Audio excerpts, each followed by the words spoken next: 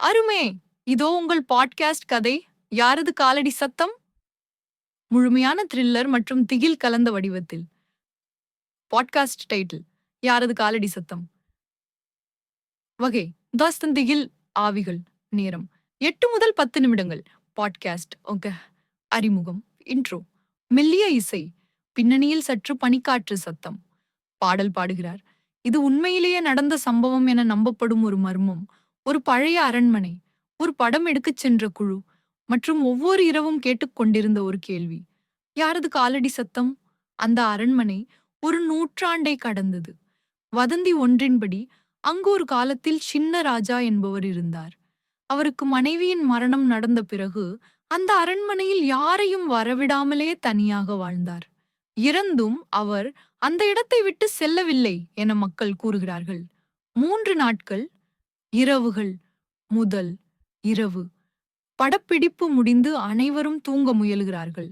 இரவு 2 மணிக்கு மீனாவுக்கு தூக்கம் வரவில்லை. திடீரென்று மேலே மெதுவாக நடக்கும் காலடி சத்தமாய் கேட்கிறது. திறந்து பார்த்தால் யாரும் இல்லை. மற்றவர்கள் தூங்கிக் கொண்டிருக்கிறார்கள். 2ஆம் இரவு. ரகுல் அவசரமாக எழுந்து, அந்த மேலே யாரோ நடக்கிறாங்க போலிருக்கு என்கிறான். ஆனால் உள்ளே யாரும் இல்லை. ஆனால் தரையில் மின்னலில் கிழிந்தது போல சின்ன சின்ன கருப்பு அடையாளங்கள் இருக்கின்றன. அவர்கள் சத்தங்களை பதிவு செய்ய விரும்புகிறார்கள்.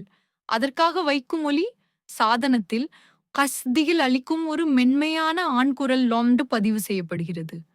இது என் வீடு, நான் போக மாட்டேன். 3ஆம் இரவு. அனைவரும் பயந்திருப்பினும் அந்த சத்தங்களை காணொளியாக பதிவு செய்ய திட்டமிடுகிறார்கள். Camera rolling. அடுத்த 5 நிமிடங்களில் ஒரு தெளிவான மனித உருவம் ஹவுன் காலடிகளுடன் நடந்து போகிறது.